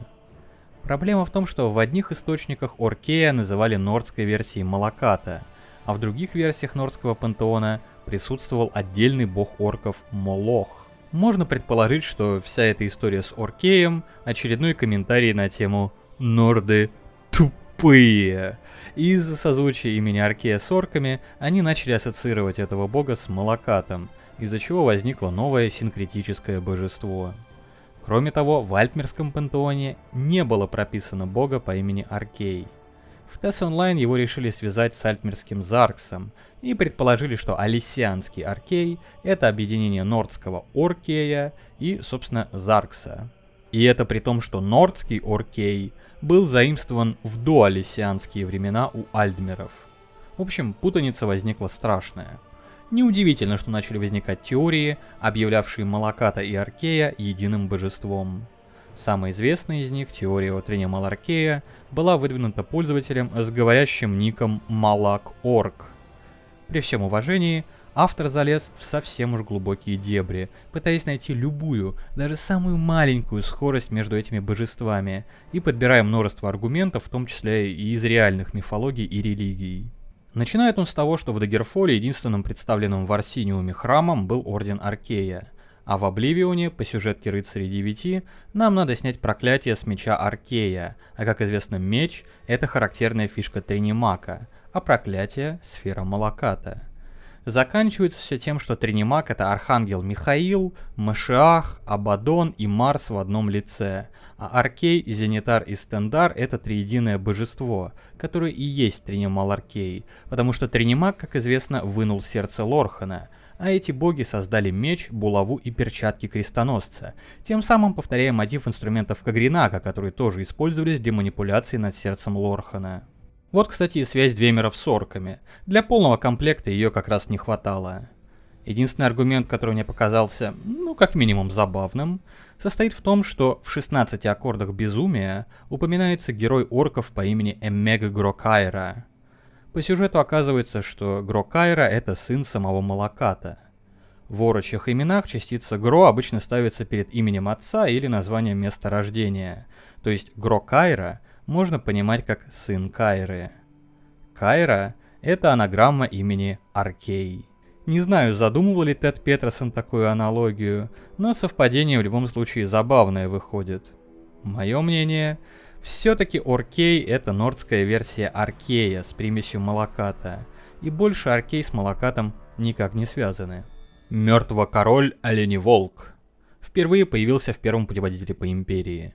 Тогда в серии только ввели историю про дикую охоту босмеров, необратимую их трансформацию в кошмарных лесных демонов. В 369 году первой эры такая охота убила короля Боргаса, после чего выжившие ее участники разбрелись по Тамриэлю, и двое из них вернулись в Валенвуд. Вилли Укушенный поселился в роще Сильвинара, а мертво-король Оленеволк стал кошмаром Линпанской марки. Линпанская или Линпарская марка появлялась как деревенька в Тесарене. В следующий раз Оленеволка поминают в суде над Вивиком. Для призыва Азуры Вивик попросил раздобыть рога мертвого короля Оленеволка, который к тому моменту уже переселился в Хайрок. Помочь вызываются два каджита. Они справляются с задачей, но одного из них мертвый король таки убивает. На деле оказывается, что Вивику нужны были не столько рога, сколько кровь каджита. Мало того, что это избранный Азурой народ, так этот каджит еще и был убит в ходе служения дейдрической принцессе. Благодаря этой крови Вивик успешно изгоняет Азуру в конце своего суда. Еще пару раз Оленеволка поминают во втором путеводителе по Империи.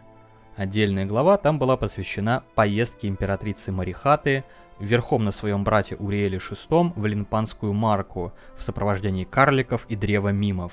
Не спрашивайте ничего, давайте сделаем вид, что так и положено. В этом путешествии они и встретили Оленеволка, которого тут также называют древним лордом зубов и 20 рогов. Начинается потасовка, кинорет обрушивает на Линпанскую марку чудовищный дождь, который полностью смывает это поселение с лица земли, а в живых остаются только императрица и ее брат. Боюсь предположить, к чему все это, но возможно это такой комментарий на тему того, что в арене появляется именно Линпарская, а не Линпанская марка. Ну и теперь понятно, почему Оленеволк в Хайрок свалил. Наконец, в главе о 500 соратниках из Грамора есть любопытное упоминание о лорде Вулфском Харте, который своими криками убил Боргаса, после чего душу Боргаса забирают чудовища дикой охоты. И тут двойной смысл возникает. С одной стороны, Wolf это очевидно волк, а вот Hart в английском означает самца оленя, то есть получаем того самого оленя-волка. С другой стороны, это еще более очевидный намек на Исмера Вулфхарта. Как известно, Боргас проводил в Скайриме алисианские реформы, а вот Вулфхарт как раз известен тем, что восстановил в провинции традиционный нордский пантеон. Несмотря на то, что между этими персонажами хронологически около сотни лет разницы, в песнях о короле Вулфхарте буквально говорится, что Вулфхарт покончил с тенью короля Боргаса после его победы над алисианской армией в Глюмбрийской битве. Короче говоря, норды опять всех перепутали, но после истории с Малакатом и Оркеем это никого удивлять не должно. Дежурное упоминание мертвого короля появилось и в TES Online. Там можно собрать из частей кольцо дикой охоты, и одна из этих частей была в виде волчьей морды. И, мол, предполагают, что это морда короля оленеволка, но ничего, как обычно, не понятно. Множественные подземные короли. Подземный король появился как глава одной из фракций арены, и про него ничего не было известно. Это была его основная фишка.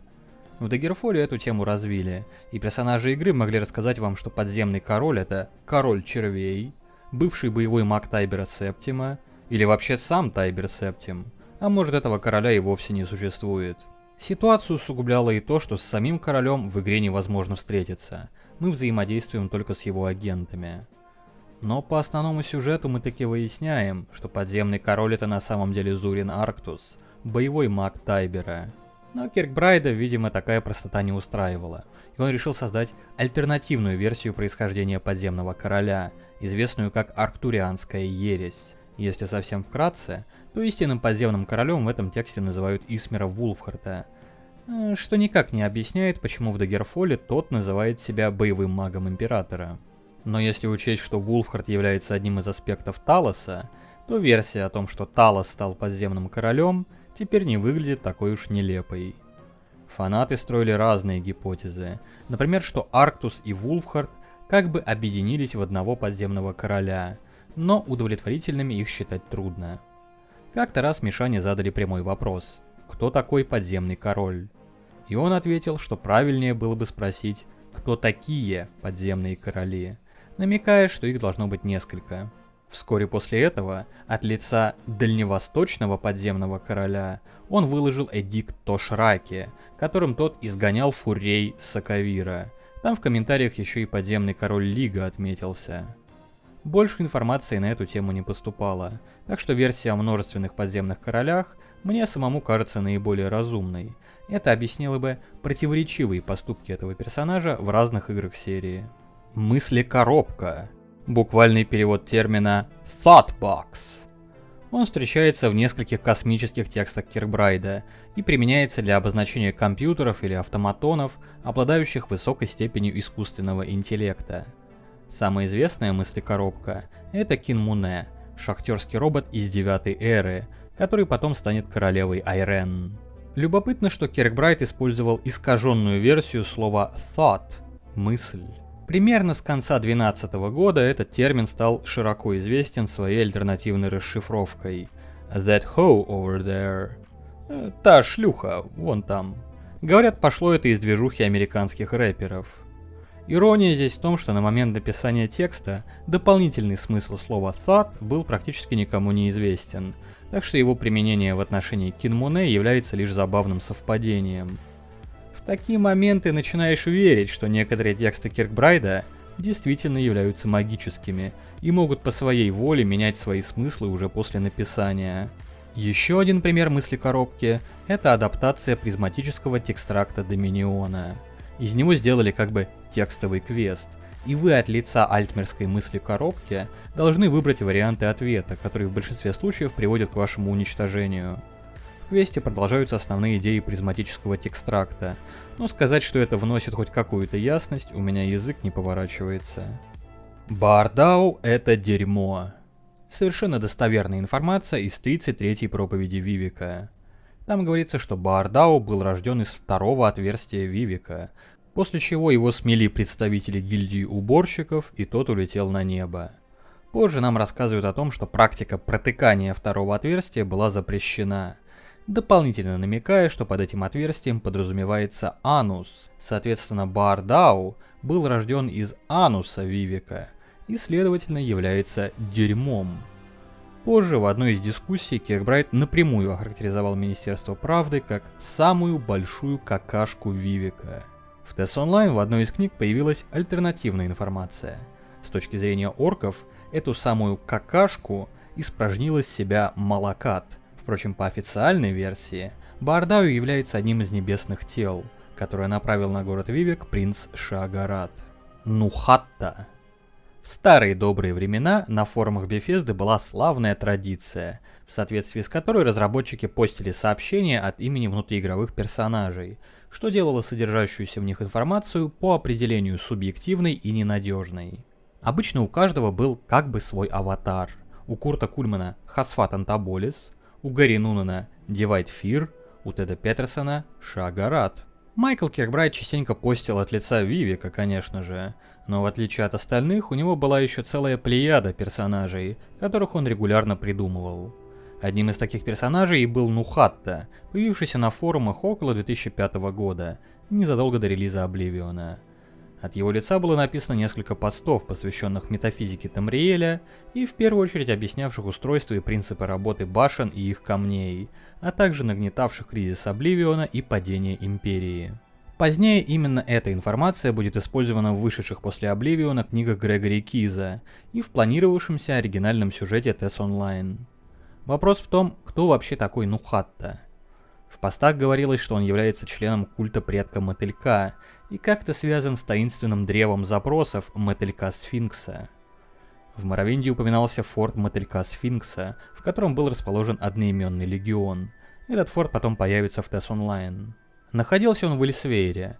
Ну, типа там песок, а сфинксы у нас с песками ассоциируются, аналогия понятная. Кроме того, еще в первом путеводителе по Империи упоминался каджитский грива по имени Нхадхатта, правитель Эльсвейра во времена Тайбера Септима. Из всего этого прямо-таки напрашивается вывод о том, что Нухатта был каджитом.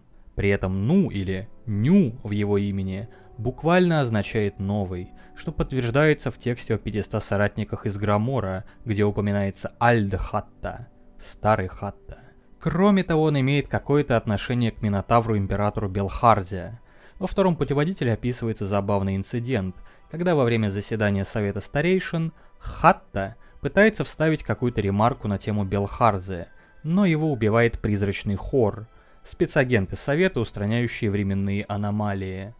После этого как раз таки создают Нухатту, новую версию Хатты. К сожалению, больше ничего на тему Нухатты Киркбрайт не постил, поэтому многие его тайны по-прежнему остаются нераскрытыми. Талос вернул драконов.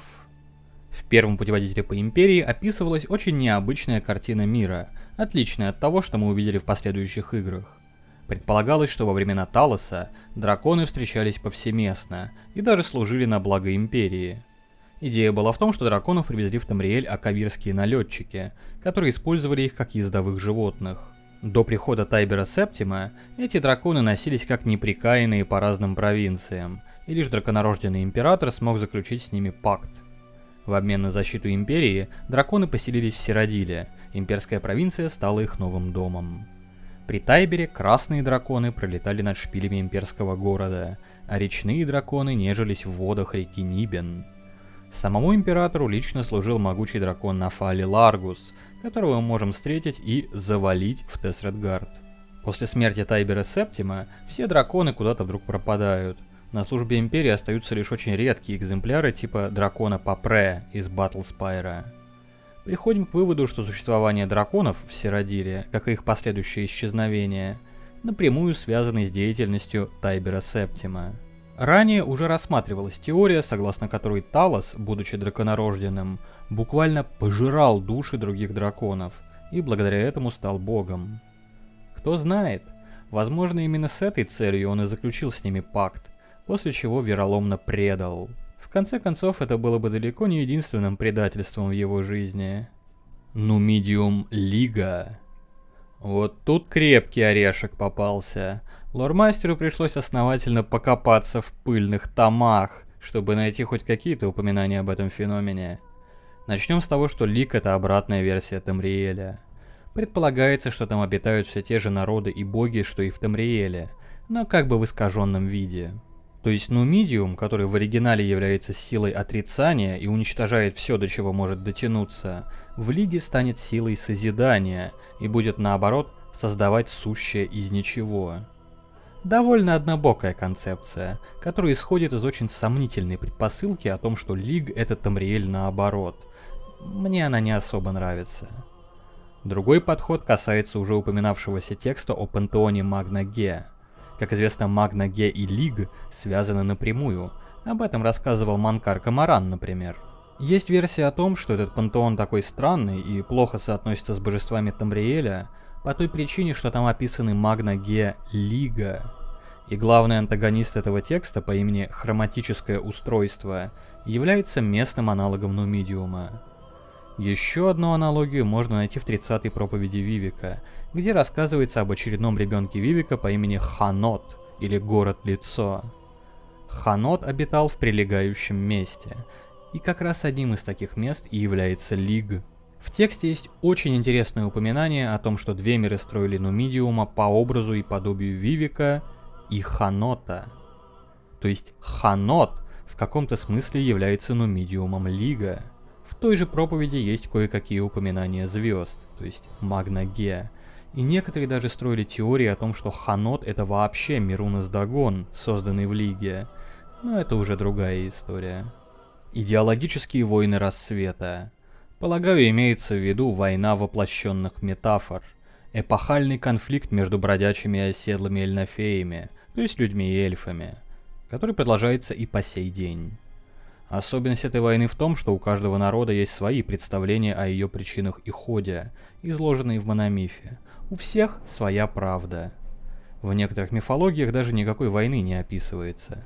Но если говорить усредненно, то конфликт произошел из-за идеологического несогласия на тему того, что же делать дальше после создания мира смертных. В эльфийском лагере творение Мундуса считали следствием обмана Лорхана, а выход видели в буквальном выходе из этого мира и возвращении в Этериус.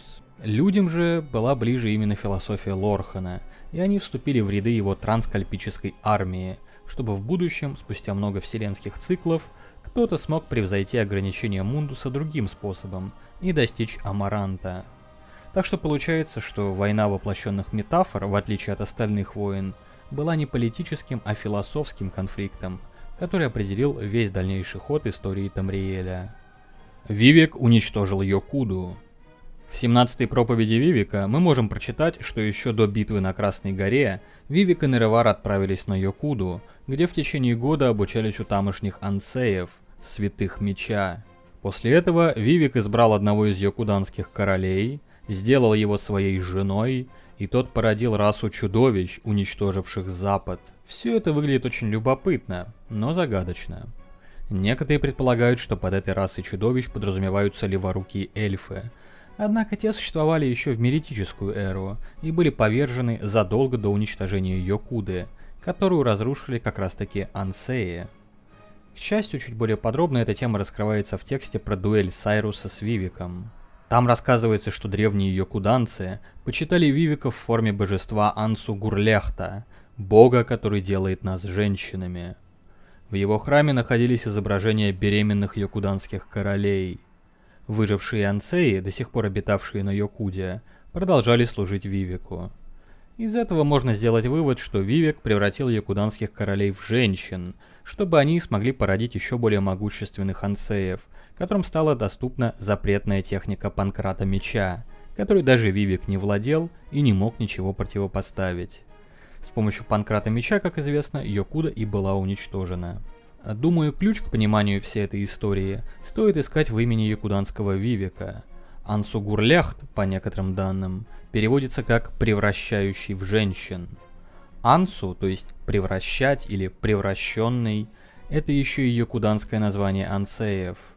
То есть ансеи получили свою силу благодаря тому, что были изменены каким-то образом.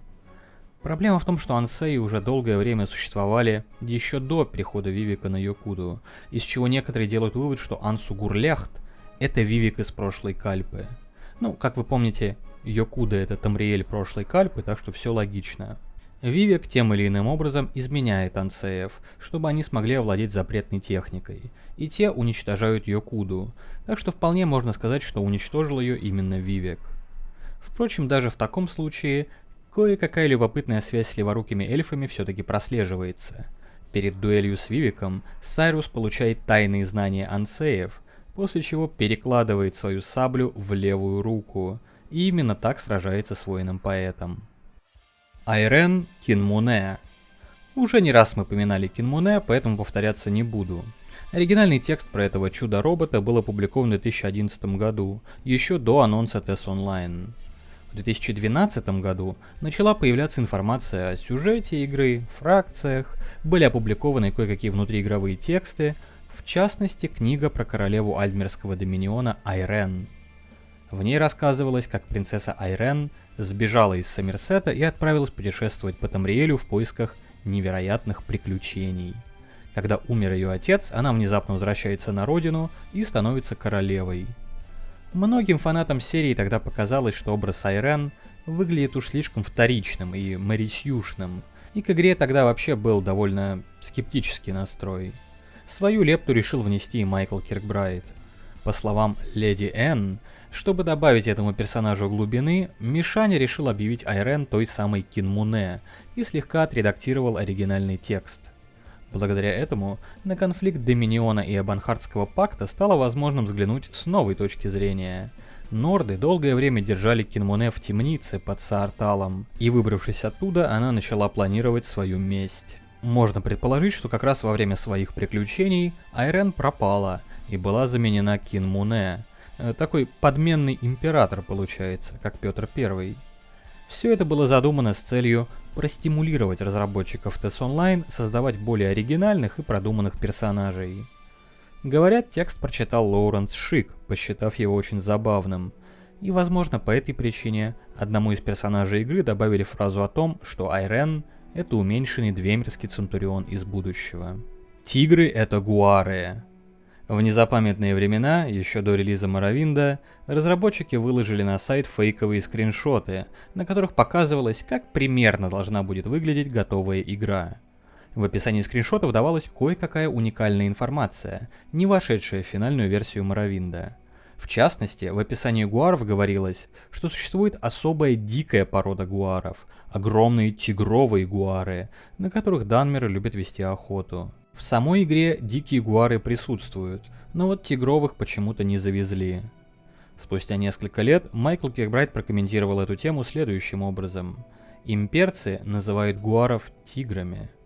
Мол, в свое время Тайберу Септим очень понравились эти милые зверушки, но данмерским языком он владел плохо и не мог выговорить слово гуар. Гуар. Гуар. Гуар.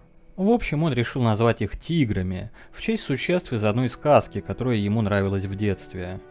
Говорят, и по сей день в землях дома Дресс гуаров называют именно тиграми. Позже Киркбрайт опубликовал ту самую сказочку под названием «Девочка-водонос и перевернутый тигр», но про гуаров там ничего нет, поэтому ее содержание к делу отношения не имеет. Еще позже в TES Online появились полосатые гуары, и на вопрос о том, имеют ли они отношение к легендарным тигровым гуарам, разработчики ответили утвердительно. Возможно, теория о том, что тигры во вселенной свитков это на самом деле гуары, могла возникнуть и из-за того, что ни в одной из игр обычных тигров нет. Они упоминаются в книгах. Еще в Дагерфоле были саблезубые тигры. Одна из разновидностей каджитов называется сенча-тигры. В Обливионе встречались тигровые лилии. В недавнем дополнении к TES Online появились даже тигры-рыси, но просто обычных тигров нигде нет. Почему-то со львами и волками нет такой проблемы. Ну и в дополнение, один из комментаторов подметил, что история с Тайбером Септимом, который из-за своего акцента вместо слова «гуар» произносил «тигр», может быть отсылкой на исторический анекдот, который приводит в своих работах Тит Ливий и Плутарх. Мол, во время Второй Пунической войны Ганнибал приказал местным проводникам провести его войско до города Кассин, Но те из-за его акцента все перепутали и привели карфагенскую армию к соседнему Козелину. Проводников, конечно, казнили, а Ганнибал оказался в очень невыгодном положении. Киркбрайт на такое предположение отреагировал смайликом. Спустя много лет тигриная порода гуаров таки появилась в проекте Tamriel Rebuild. Мора — это неудавшийся древний свиток. Существует теория о связи черных книг Хермеуса Моры с древними свитками, но это как-то не особо содержательно. Есть гораздо более интересная история. Как-то раз Майкл Киркбрайт упомянул, что Мнемали являются хранительницами древних свитков. Из этого кое-кто сделал вывод, что древние свитки — это артефакты Магнуса, полная история Мундуса, его прошлое и будущее, которое то ли было заранее записано Магнусом во время сотворения мира, то ли используется им, чтобы наблюдать за происходящим в Тамриэле, спокойно сидя у себя в Этериусе. А Хермеус Мора, как известно, напрямую связан со знанием и потоками судьбы, то есть с хрониками прошлого и будущего. А вот связь Хермеуса с Магнусом стала очевидна после публикации имперского перечня лордов Даэдра, документа, который должен был быть включен в третий путеводитель по империи из Обливиона, но был по каким-то причинам вырезан.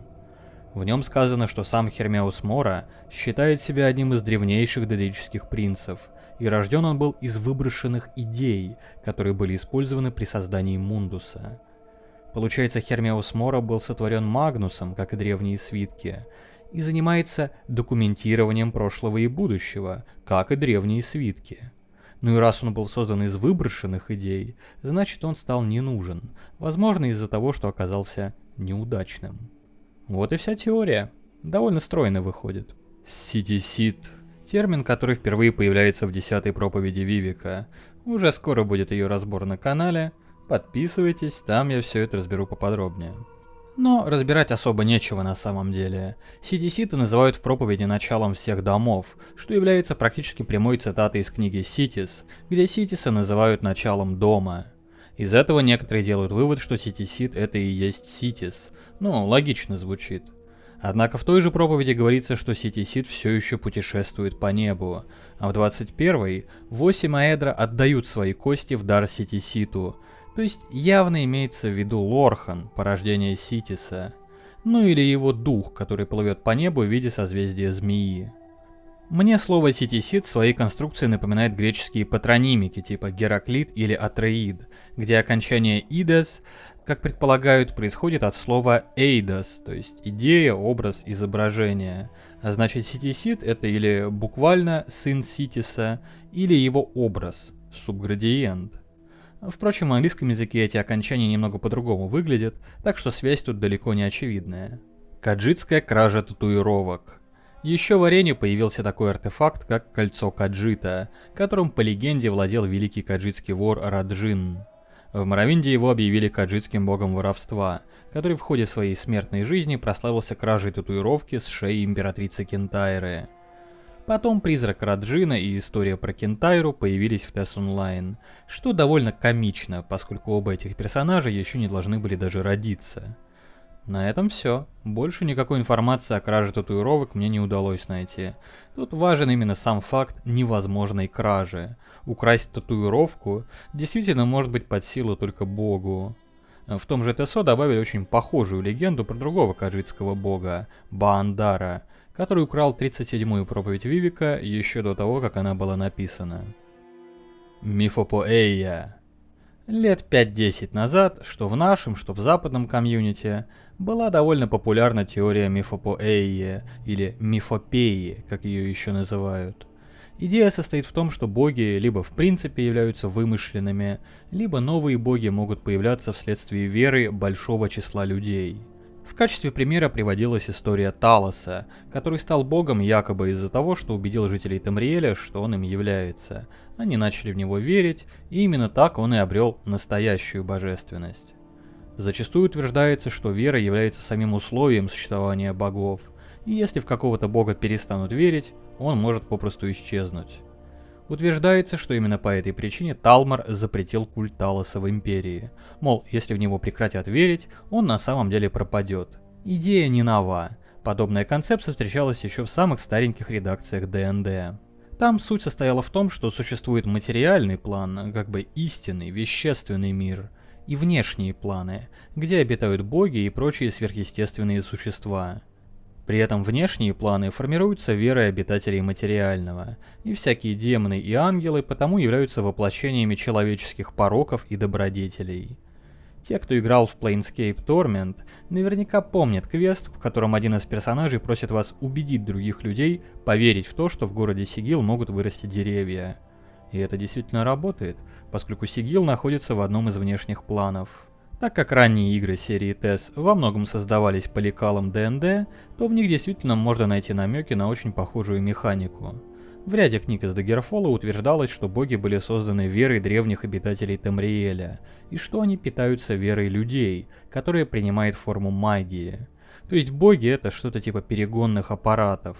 Они получают веру, трансформируют ее в магию и потом отправляют назад своим верующим. Полагаю, отсюда взялась более поздняя ассоциация богов и Этериуса с магией. Впрочем, даже в Даггере ничего определенного на этот счет не говорилось. В книгах прямо заявлялось, что это все теории и предположения. Само слово мифопоэия появилось уже в Моровинде, в применении к зачарованиям на инструментах Кагринака. Ягрум Багарн мог нам рассказать, что Кагринак создал свои инструменты для работы над мифопоэтическими силами. Он хотел использовать божественную энергию сердца Лорхана для того, чтобы народ Двемеров сам смог достичь божественности посредством нумидиума. С греческого «мифопоэия» переводится как «мифотворчество». Не уверен, что это слово встречалось в греческих источниках, широкой публике оно стало известно благодаря Толкину, который подразумевал под ним свою работу по созданию Средиземья и английской мифологии. Что же подразумевается под мифопоэией в свитках? Помимо Кагринака, Майкл Киркбрайт использовал этот термин по отношению к Талосу и Тошраке, смертным, которые смогли достичь божественности. Утверждалось, что богов можно изменять с помощью мифопоэтических сил мантлеров, то есть тех, кто их мантлирует. Что характерно, и Талос, и Кагринак в каком-то смысле воссоздали миф о Лорхане, о чем я подробно рассказывал на прошлом слое, в разделе про перекрестие трансцендентности. Тошрака же мантлировал Акатоша и стал чем-то вроде его акавирской версии, то есть Киркбрайт намекает, что с помощью мифопоэии возможно создавать новые аспекты божеств. В моем понимании, никакая вера не способна создавать новых богов, хотя бы из-за того, что просто так, ни с того ни с сего, жители Тамриэля не начнут во что-то верить. А если у кого-то вдруг получится заставить их верить в нового бога, не будет ли это само по себе проявлением божественной силы? В настоящее время теория мифопоэии редко обсуждается в комьюнити, по крайней мере в своей оригинальной форме. Новые аспекты и новые боги появлялись в Тамриэле постоянно, но все-таки механизм их появления, на мой взгляд, гораздо сложнее, чем простая вера людей. В качестве дополнительных примеров мифопоэии могу предложить истории Ауриэля и Алессии. По одной из версий, Ауриэль был древним альмерским королем, который мантлировал Акатоша и вознесся в Этериус, став новым аспектом дракона времени. Алессия же, наоборот, собрала в единое целое аспекты 8 богов из различных пантеонов и создала их унифицированные версии. Драконы – биологические машины времени. В ряде своих постов до и после выхода Скайрима Майкл Киркбрайт называл драконов и джилов биологическими или органическими машинами времени, которые питались идеологиями. Он писал, что это была оригинальная концепция для Скайрима, которую он придумал с Куртом Кульманом. Мол, драконы — это на самом деле крайне необычные и сверхъестественные существа, но смертные в силу их ограниченности воспринимают их как летающих ящериц. В игре эту тему, прямо скажем, не развили, хотя кое-какие отсылки остались.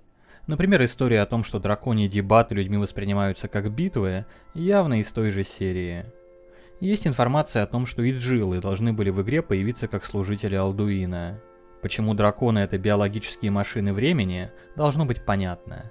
Будучи осколками Акатоша, они представляют собой что-то типа уменьшенных версий бога времени, и потому, в теории, должны быть способны к ограниченным темпоральным манипуляциям. Те же джилы используются для того, чтобы чинить реальность в ходе прорыва дракона, восстанавливать естественный ход времени. Вообще, весь сюжет Скайрима основан на путешествиях во времени. Сперва Алдуина отправляют в будущее, а потом мы сами отправляемся в прошлое и наблюдаем за его изгнанием. При желании можно притянуть к этому и таинственную деревянную маску. Наконец, даже Девакин оказывается способен замедлять время с помощью специального крика. Возможно, это тоже один из следов оригинальной задумки. Однако, что имеется в виду под питанием идеологиями, я не особо понимаю. Может, вы подскажете? Органианские титьки. Вопрос о том, зачем органианкам нужна грудь, давно не давал покоя фанатам серии TES. На эту тему строили разнообразные теории, однако фактами они очень редко подкреплены. Разработчики неоднократно отвечали на вопрос о том, как рождаются органиане. Там тоже все неоднозначно. Вроде как из яиц, но их могут и в животе вынашивать. Но именно про грудь приходится довольствоваться косвенными данными. Автор YouTube-канала Leftover Pet разобрал 3 основные версии. Грудь нужна для кормления молоком, соком хиста или просто так. В итоге он пришел к выводу, что кормление плохо сочетается с известной нам информацией о жизненном цикле органиан. Так что, скорее всего, хист дал органианкам грудь просто для того, чтобы они были больше похожи на другие смертные расы, и никаких функций она не выполняет. Косвенно это подтверждается тем, что у большинства органиан, появлявшихся в разных играх серии, нет сосков. Особо стоит отметить, что одной из определяющих черт органиан является их высокая приспосабливаемость. Возможно, если возникнет надобность, то по велению хиста из органианских грудей будет струиться молоко, сок хиста, да хоть медовый кумыс. Также встает вопрос о том, как органианки кормят своих детей, рожденных от других рас. Таких примеров в серии немного, но они есть. В общем, тема сложная, это вам не Чим какой-нибудь, не Амарант, тут думать надо. Эльфийская ложь. Термин, который использовал разработчик Дуглас Гудл от лица своего аватара Джобаши и Каджита Кьерджо. Кьерджо это сам по себе тот еще экземпляр, про него поподробнее поговорим уже на следующем слое. В этих постах Кьерджо приводит целый ряд конспирологических теорий, то, что потом станут называть диплором и будут добавлять во всякие дурацкие айсберги, что Тайбер Септим был и бретоном, и нордом, и его видели в разных частях Тамриэля одновременно, что Нумидиум во время деформации Запада контролировали псиджики, что каджитов создали альдмеры, что третий Нумидиум будет последним, как же он был прав, что вечный чемпион погиб в битве с Джаггером Тарном, который так и остался императором. Именно поэтому мы ничего об этом герое и не знаем. В общем, много чего интересного рассказывает. При этом Кьерджо регулярно призывает людей пробудиться от эльфийской лжи, хотя в чем конкретно она состоит, прямо не говорится. Но можно сделать пару предположений. Например, что люди, к которым обращается Кьерджо, это игроки, фанаты серии TES, которые склонны воспринимать как данность те или иные теории, скажем, альтмерскую версию о сотворении мира. По мнению Кьерджо, она является ложной, ну а истиной, конечно же, владеют каджиты. То есть в данных постах Дуглас Гудл буквально хочет донести до игроков, что не все так однозначно, и истина в серии TES понятие очень относительное. Еще довольно любопытный комментарий дает Джобаша. По его версии, Анур, каджитская версия Ану, изменяется, то есть не является воплощением аурбического стазиса. Это интересным образом коррелирует с учениями Вехка, согласно которым мир был сотворен в результате реакции Ану на действия Падамая. Есть и другие варианты понимания эльфийской лжи.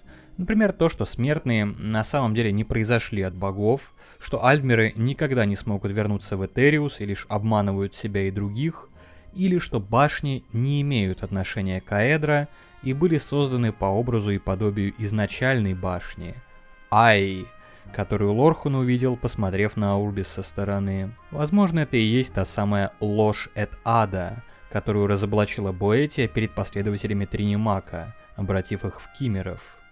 Ну а на этом мы на сегодня закончим. Получилось довольно изнурительно, поэтому всем большое спасибо за просмотр. А особую благодарность хочу выразить многоуважаемым апостолам лормастера, которые терпеливо ждут выход нового ролика и очень помогают каналу своим щедрым спонсированием. Что бы я без вас делал? Если вы еще не подписались, рекомендую это сделать, потому что на очереди еще 5 слоев айсберга, и я не представляю, как я буду все это делать. но с вашей поддержкой готов эту гору свернуть. Обязательно пишите ваши соображения в комментариях, уверен, у вас есть чем поправить и дополнить мой разбор. До скорых встреч!